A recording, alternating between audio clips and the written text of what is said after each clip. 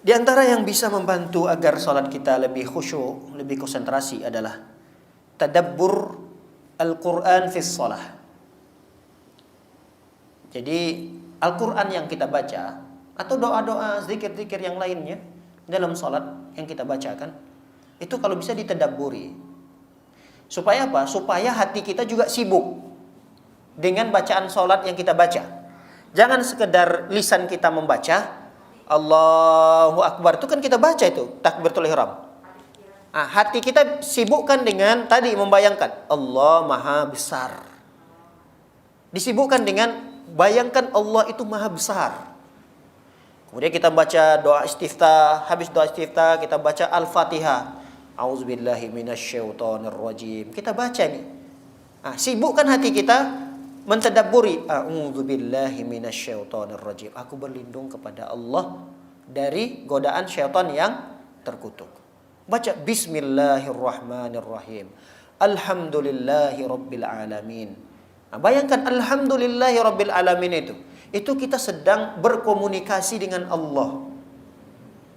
Itu sibukkan diri kita, hati kita itu bahwa kita sedang berkomunikasi dengan Allah. Ketika kita alhamdulillahi rabbil alamin, kita memuji Allah, Allah balas. Apa kata Allah? Hamidani abdi. Kita baca alhamdulillah tadi, dijawab oleh Allah. Apa kata Allah jawabannya? Hamidani abdi. Hambaku telah memujiku. Ar-Rahmanir Rahim. Asna alayya abdi. Hambaku telah menyanjungku. Maliki yaumiddin majjadani abdi. Kata Allah, hambaku telah mengagungkanku. Terus sampai waladdallin. Itu dihayati. Ya nggak bisa kita menghayatinya kalau kita tidak paham memang makna daripada bacaan yang kita baca. Di sini ada lagi usaha kita. Harus ada usaha kita untuk belajar menghafal dan dipahami apa yang menjadi bacaan-bacaan di dalam sholat. Ini tugas kita lagi berarti. Al-Fatihah itu sudah kita hafal alhamdulillah sejak kecil Ustaz, tidak diragukan lagi. Baik, tidak usah diragukan lagi. Artinya alhamdulillah. Alhamdulillah. Maknanya alhamdulillah. Karena sudah sering dibaca Ustaz, sudah hafal tuh. Sudah hafal mati. Alhamdulillah. Zikir-zikir yang lain jangan juga sampai kita tinggalkan. Subhana rabbiyal azim. Subhana rabbiyal azim. Dalam riwayat yang lain, subhana rabbiyal azim wa bihamdi. Itu juga direnungi, ditadabburi supaya hati kita sibuk dengan apa yang kita baca. Kadang yang mengganggu konsentrasi dalam ibadah salat yang kita lakukan, lisan kita membaca, hati kita terbang kemana-mana, sibuk dengan perkara-perkara dunia. Kenapa? Karena kita sendiri yang salah. Hati kita tidak kita sibukkan dengan apa yang kita baca itu. Coba kalau kita sibukkan hati kita mentadabburi, merenungi, menghayati apa yang kita baca itu terbantu sekali gitu. Baik, kita tidak usah berlama-lama dalam poin ini. Poin yang berikutnya. Poin yang berikutnya at-ta'anni fis shalah. At-ta'anni fis shalah. Kerjakan salat itu tenang.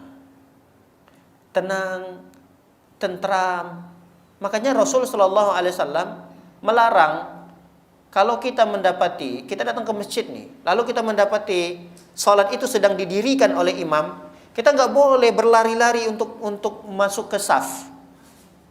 Nggak boleh. Dilarang oleh Rasulullah. Jalan-jalan aja dalam kondisi tenang, santai. Walaupun kita mendapati udah jauh, kita udah masuk di pintu masjid nih. Kita dapati imam itu sudah ruku, Allahu Akbar. Biasanya kan kalau kita dapat ruku imam dapat apa? Dapat 1 rakaat kan? Ya tidak? Karena dalam hadisnya Rasul mengatakan begitu. Ketika kita mendapatkan rukuknya imam, maka kita sudah terhitung mendapatkan 1 rakaat. Nah, ketika dia mendengarkan hadis itu, dia masuk dari pintu masjid, lari dia. Lari masuk ke saf, langsung dalam kondisi ngos-ngosan, Allahu Akbar. Bayangkan gimana sholat dalam kondisi seperti itu? Khusyuk atau tidak? nggak khusyuk. Kita aja nggak bisa bayangin dia berlari kencang hanya sekedar untuk mendapatkan 1 rakaat. Dia hitung-hitungan, terlalu hitung-hitungan. Akhirnya karena dia terlalu hitung-hitungan dalam sholat, menjadikan sholat dia tidak berkualitas. Coba kalau dia nyantai aja, ya udahlah, tetap jalan nyantai. Ruku imam Allahu Akbar, dia nyantai aja jalan. Kemudian dia datang masuk ke saf itu, imam tiba-tiba sami Allahu liman hamidah. Enggak jadi masalah sama dia. Tinggal dia ngikutin aja imam, nanti sujud, dia sujud. Allahu Akbar, sujud imam, dia sujud. Walaupun sujud yang dia lakukan itu tidak terhitung 1 rakaat, tapi kan terhitung menjadi pahala, tetap terhitung menjadi pahala. Enggak ada yang sia-sia di sisi Allah. Sujud 1 kali, 2 kali yang kita dapatkan sujud, tetap akan mendapatkan pahala. Tapi apa gunanya kalau kita seperti orang yang pertama tadi, datang tergesa-gesa dalam kondisi ngos-ngosan untuk mendapatkan 1 rakaat imam, tapi 1 rakaatnya itu nggak berkualitas, kan nggak ada gunanya. Mending kita nyantai, kata nyantai aja, nyantai, tenang, datangin sholat itu tenang. Begitu juga kita di rumah ibu-ibu sekalian misalnya, nggak usah terburu-buru. Ada kadang dia lupa matiin kompor memang. Gimana lupa matiin kompor ya, akhirnya sholatnya nggak tenang. Allahu Akbar, bunyi suara tadi sedang masak air atau apa, suara gelegar airnya kedengaran. Ya sudah, nggak ada lagi ketenangan dalam sholatnya. Dia akan buru-buru menyelesaikannya. Walaupun tidak berdosa, ya sebagian ulama mengatakan tidak berdosa. Bahkan sebagian ulama mengatakan sholatnya tetap sah, dan itu pendapat yang kuat. Sholatnya sah. Itu tadi pahalanya, kualitas sholatnya yang berkurang. Kalau kualitasnya berkurang, ya secara otomatis pahalanya juga berkurang. Baik, para hadirat yang dimuliakan oleh Allah Subhanahu wa taala, orang yang sholat kalau dia hanya tenang pada fisiknya saja, hatinya juga tidak tenang, ini juga percuma. Jadi yang maksud dengan tenang dalam mengerjakan sholat ini tidak hanya fisik kita ya, tapi hati juga kita tenang dalam mengerjakannya. Karena kalau kita hanya fisik saja tenang, itu juga pernah dilakukan oleh orang-orang munafik di zaman Rasulullah. Orang munafik di zaman Rasulullah sholatnya luar biasa, tenangnya, khusyuknya, tapi hatinya itu enggak tenang.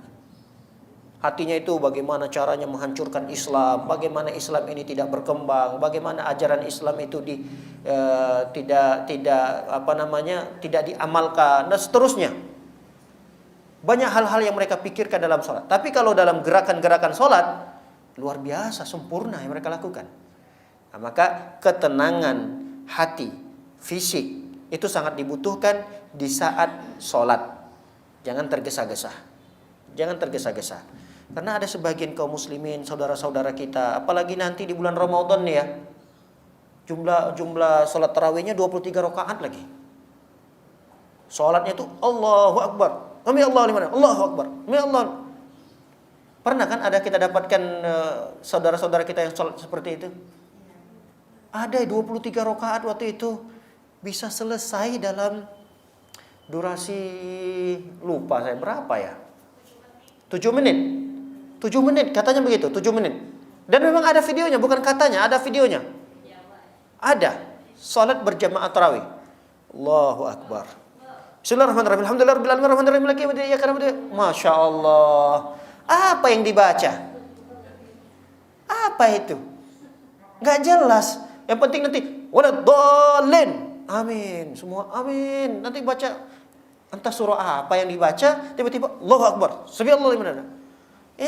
Ini bukan tidak ada lagi konsentrasi, bahkan ini sudah tidak ada, sebahagian rukunnya sudah hilang gitu. Ini terancam, bukan hanya terancam tidak ada pahalanya, tapi juga terancam tidak sah. Karena tidak terpenuhi rukun dalam sholatnya itu nggak terpenuhi. Mana rukunnya? Rukun tuma'nina, tenang. Tuma'nina itu kan tenang. Dalam pelaksanaan sholatnya itu mana? Nggak ada berarti udah. Satu rukun dalam sholat tidak dikerjakan, terancam sholatnya tidak sah dan tidak diterima. Baik. Yang berikutnya Di antara kiat yang bisa kita lakukan untuk menghadirkan khusyuk di dalam solat, kita berdoa kepada Allah Subhanahu wa taala sebelum kita solat dan di saat kita solat apabila sedang diganggu. Apa poinnya? Poinnya adalah berdoa kepada Allah, minta kepada Allah agar kita itu bisa khusyuk di dalam solat. Kita minta berdoa di luar solat. Begitu juga boleh kita berdoa kepada Allah di saat kita solat tapi kita merasa diganggu nih oleh setan. Boleh kita berdoa pada Allah, boleh. Baik, yang pertama, kita bahas yang pertamanya. Kita berdoa meminta kekhusyukan kepada Allah tatkala di luar solat. Ada satu doa yang diajarkan oleh Rasulullah. Ya, di luar solat itu sebelum solat atau sesudah solat. Pokoknya di luar solat. Di setiap doa yang kita minta manjat doa pada Allah. Nah, di antara panjatan doa, permohonan kita kepada Allah itu jangan lupa kita meminta kepada Allah doa yang satu ini. Apa itu doanya? Allahumma inni a'udzubika min ilmin la yanfa wa min qalbin la yakhsha wa min nafsin la tashba wa min da'watin la yustajabu laha. Hah? Kirim di grup. Baik, nanti insyaallah nanti diingatkan ya, Bu. Nanti takutnya saya udah selesai kajian pulang lupa. Bahasa Indonesianya juga? Arabnya juga, ya insyaallah nanti saya insyaallah. Apa tadi doanya? Kita ulangi lagi. Allahumma inni a'udzubika min ilmin la yanfa wa min qalbin la yakhsha wa min nafsin la tashba wa min da'watin la yustajabu laha. Ada 4 hal yang Rasul berlindung darinya. Yang pertama, Rasul sallallahu alaihi wasallam berlindung kepada Allah dari ilmu yang tidak bermanfaat. Berlindung dari ilmu yang tidak bermanfaat. Yang kedua, Rasul berlindung dari hati yang tidak khusyuk. Nah, ini poin dari doa kita. Poin dari doa kita adalah wa min qalbin la yakhsha. Rasul berlindung kepada Allah dari hati yang tidak khusyuk, tidak konsentrasi dalam beribadah. Rasul sangat berlindung kepada Allah. Padahal Nabi kita tercinta, Rasul ya. Beliau itu kan gak mungkin diganggu oleh syaitan, gak mungkin. Walaupun ada qarin Rasul, jin yang menyertai Rasul sallallahu alaihi wasallam, tapi itu udah jin yang baik. Bahkan dalam riwayat sudah diislamkan oleh Rasul sallallahu alaihi wasallam. Dia gak akan mungkin membisikkan Rasulullah hal-hal yang tidak baik. Berarti potensi Rasul sallallahu alaihi wasallam melakukan salat khusyuk itu besar sekali. Sangat tidak mungkin Rasul itu terganggu dalam beribadah. Tapi lihat, Rasul tetap berdoa kepada Allah. Wa min qalbin la yakhsha. Dan Rasul berlindung dari hal yang ketiga, apa itu? Wa min nafsin la tashba, dari jiwa yang tidak pernah cukup. Jiwa kita ini selalu mendorong kita selalu kurang. Itu selalu ada pada jiwa kita. Nah, kita memohon kepada Allah, jangan sampai kita punya jiwa yang selalu merasa tidak cukup, sehingga kadang kita melupakan nikmat Allah yang sudah Allah berikan. Karena hanya 1-2 permintaan kita belum dikabulkan Allah, jadi sekian ratus, sekian ribu nikmat yang ada pada diri kita itu sudah kita lupakan. Lupa kita untuk mensyukuri nikmat yang sudah ada. Karena 1-2 permohonan kita yang belum dikabulkan oleh Allah. Nah, ini kita bermohon kepada Allah, jangan sampai kita punya jiwa ini, jiwa yang tidak pernah merasa cukup. Kemudian yang keempat, Rasul berlindung pada dakwah, doa yang tidak diijabah oleh Allah. Nah, Rasul takut sekali, berlindung Rasul dari satu doa yang doa itu jangan sampai tidak dikabulkan oleh Allah. Lihat, 4 hal yang Rasul berlindung darinya. Itu adalah sebabnya satu. Apa sebabnya? Karena ilmu yang tidak bermanfaat tadi. Di awal Rasul tadi berlindung dari ilmu yang tidak bermanfaat. Akibat daripada kita belajar, ilmu yang kita pelajari tidak mendatangkan manfaat, itu akan berdampak hati kita tidak khusyuk, jiwa kita tidak merasa cukup, kemudian doa kita tidak diterima. Jadi sebabnya satu sebenarnya. Apa itu? Ilmu yang kita pelajari tidak bermanfaat. Makanya di setiap pagi kita dianjurkan untuk membaca doa pagi atau zikir pagi. Apa itu? Allahumma inni as'aluka ilman nafi'a dulu atau rizqan thayyiban? Hah? Ilmu dulu kan? Ilmu dulu yang kita minta. Enggak, bukan rezeki yang dulu kita minta, bukan. Di pagi hari itu ketika kita buka nih hari kita dengan pagi, yang pertama sekali yang kita minta, ya Allah, ilmu yang bermanfaat hari ini ya Allah. Itu habis pagi kita baca itu. Pagi sebelum terbit matahari kalau bisa. Kita baca Allahumma inni as'aluka ilman nafi'a. Ya Allah, berikanlah aku memohon kepadamu ya Allah ilmu yang bermanfaat. Nah, itu harus ada pada diri kita setiap pagi itu ada ilmu yang bermanfaat yang kita pelajari. Baru kemudian yang kedua apa? Rizqan thayyibah, rizki yang baik. Baru kemudian rizki yang kita minta. Kalau mau masak-masak, mau apa, ada rizki yang di lemari makanan dikeluarkan untuk dimakan sarapan. Alhamdulillah, rizki thayyibah. Baru kemudian wa amalan mutaqabbala. Tapi tetap yang didahulukan adalah ilmu yang bermanfaat. Sebagaimana Rasul tadi berlindung kepada Allah Subhanahu wa taala. Yang pertama sekali dari apa? Dari ilmu yang tidak bermanfaat. Karena efeknya itu akan tidak baik untuk selanjutnya. Ya, barakallahu fiik. Begitu juga di dalam salat kita berdoa, bermohon kepada Allah dalam salat. Tatkala kita mendapatkan gangguan, kok saya Allahu Akbar dari tadi berusaha menepis gangguan itu, membuang, melemparkan jauh-jauh, tetap saja datang lagi gangguan itu. Maka ada satu contoh yang diajarkan oleh Rasul sallallahu alaihi wasallam. Apa itu? Berta'awuz. Ucapkan a'udzubillahi minasyaitonir rajim. Lalu kemudian ditiupkan 3 kali di sebelah kiri. Tiupkan 3 kali. Disertakan sedikit ada ludahnya. Jangan banyak-banyak. Dikit aja, kayak tiupan angin, tapi di situ ada sedikit semburan ya namanya. Apa sih kalau biasanya kan kalau dukun-dukun itu ada kayak gitu tuh. Kayak gitulah. Nah, dari dipraktekkan tuh sama ibu.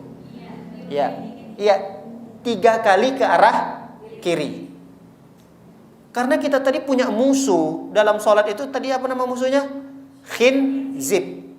Khinzab atau khinzib itu tidak akan mungkin dia menyerah atau dia udah capek saya pensiun aja deh goda dia nih, nggak bakalan mungkin. Saya mau istirahat dulu, minta izin sama iblis, izin dulu kali ini saya nggak libur dulu sholat zuhur untuk menggoda dia, enggak. Mereka semangat tanpa menyerah. Nah, kita pun jangan menyerah. Dia ini musuh kita. Kalau kita menyerah berarti kita kalah. Padahal Allah mengatakan syaitan itu adalah aduwwum mubin, musuh yang nyata, musuh yang terang bagi kalian. Jangan sampai kalian anggap itu sebagai hal yang biasa. Makanya Rasul sallallahu alaihi wasallam mengajarkan kita, kalau sudah tidak mempan lagi cara yang sudah kita gunakan, tepis sana, buang sana bisikan itu, kayaknya masih hadir juga, udah kita langsung ucapkan a'udzubillahi minasyaitonir rajim. Lalu kemudian kita ludahkan 3 kali ke sebelah kiri kita. Baik, para hadirin dimuliakan oleh Allah Subhanahu wa taala, yang berikutnya adalah ketujuh ya, tarku at-taharruk iltifat. Jadi meninggalkan banyak gerakan-gerakan dalam sholat yang tidak ada kaitannya. Dan juga menoleh kiri dan kanan, itu dihindari. Dihindarkan hal-hal yang tidak bermanfaat, gerakan-gerakan yang bukan kaitannya dengan sholat, yang tidak penting. Ya kecuali memang ada kepentingan, ada keperluan, lalu kita bergerak misalnya, tidak ada masalah. Kalau memang ada keperluan. Tapi kalau nggak ada keperluan, nggak ada kepentingan, jangan menoleh. Kadang ada kepentingan kita menoleh sedikit ke kanan. Kenapa? Karena mungkin kita sholat ternyata lupa memposisikan bayi kita pada posisi yang aman. Nah, sekali-kali saat sholat kita toleh, aman nggak? Lalu kemudian kita lihat lagi tempat sujud, kita toleh sedikit, aman nggak? Kemudian kita balik lagi ke tempat sujud melihat. Nah, berarti menoleh seperti itu memang ada kebutuhannya. Tapi kalau nggak ada kebutuhannya, jangan noleh. Nah, makanya ada sunnah di mana kita itu sholat menggunakan sutroh. Pernah kan mendengar istilah sutroh kan ya? Pembatas di mana antara kita dengan tempat sujud itu, nah itulah dibatasi dengan sutroh. Jangan sampai mata kita itu melewati sutroh itu. Jadi mata kita itu udah fokusnya kepada tempat sujud. Kalau kita kemudian mata kita bebas arah depan, itu bisa jadi nanti ada sesuatu, apalagi sholatnya di masjid ya, ada sesuatu yang di sebelah kanan, itu kadang kita terdorong untuk melirik gitu. Seakan-akan kita sholat itu ngabsen orang jadinya. Allahu Akbar, dia sholat tahiyatul masjid, Allahu Akbar. Ibu fulana tumbennya jam segini udah datang. Allahu Akbar. Ibu fulana kok pakaiannya nggak norak banget ya. Dia ngabsenin orang, kemudian tidak ngabsenin doang. Kalau ngabsen doang nggak masalah. Dia nilain orang sekaligus pakaian dinilai, kemudian jilbabnya, tas yang dibawa, dan itu saat sholat. Tapi bukan ibu-ibu di sini. Bukan ibu-ibu di sini. Ada ibu-ibu yang di sana. Ibu-ibu yang di sana itu masya Allah. Kadang ada nenek-nenek yang datang pun, ya nenek-nenek pun ikut juga katanya. Ngapain lah orang diurus sampai sedetail itu? Bukan urusan kita, jangan diurus gitu. Kita udah ngaji, kita mau cari ilmu yang bermanfaat di sini agar nanti ilmu yang bermanfaat itu bisa kita amalkan, itu yang kita harapkan. Jangan sampai kita datang malah ngurusin orang. Nggak boleh seperti itu. Itu malah selain kita rusak sholatnya, malah akan mendatangkan dosa kepada kita gitu. Nah, ini perlu diperhatikan. Jangan menoleh. Jangan melihat kiri, kanan, atas. Kemudian badan bergerak-gerak, tangan terutama. Kadang ada aja tuh tangan, jilbabnya lah diperbaiki sama dia. Ada aja lah berbagai macam gerakan-gerakan yang kadang dilakukan oleh banyak orang, yang gerakan itu terkadang mengganggu konsentrasi sholatnya dan bisa juga mengganggu orang lain yang di sebelah kiri dan kanannya. Baik, para hadirat melakukan oleh Allah Subhanahu wa taala, yang berikutnya, dan ini yang terakhir ya. Yang keberapa sekarang? Yang ke-8. Di antara yang bisa membantu kita untuk konsentrasi dalam sholat adalah mengingat kematian. Ingat kematian. Kita mau takbiratul ihram nih, kalau bisa sebelum kita takbiratul ihram, hadirkan pada diri kita, jangan-jangan habis sholat saya mati. Jangan-jangan ini sholat terakhir saya nih. Nah, coba hadirkan itu. Kalau kita bisa menghadirkan rasa itu sebelum sholat, Masya Allah, diyakinkan sholat kita akan lebih besar konsentrasinya daripada gangguannya. Akan lebih besar konsentrasinya. Kenapa? Karena kita meyakini ini sholat terakhir saya.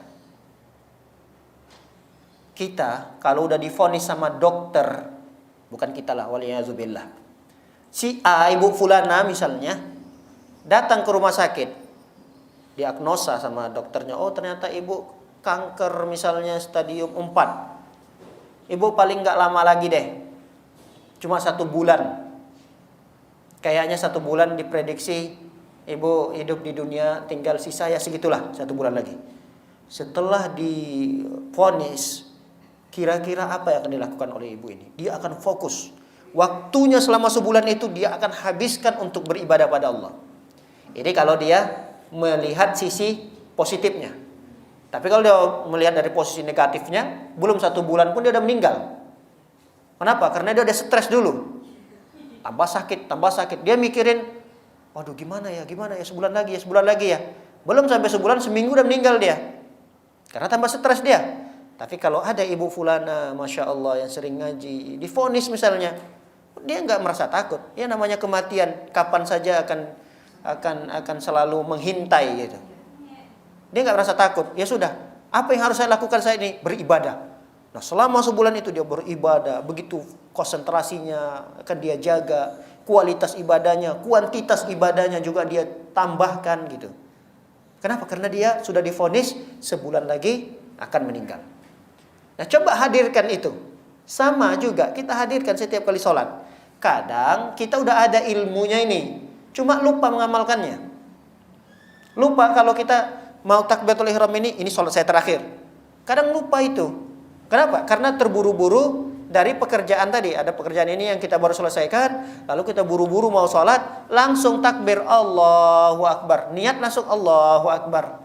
Seakan-akan menghadirkan rasa bahwa kita akan meninggal dunia. Inilah sholat yang terakhir. Kadang itu terlupakan.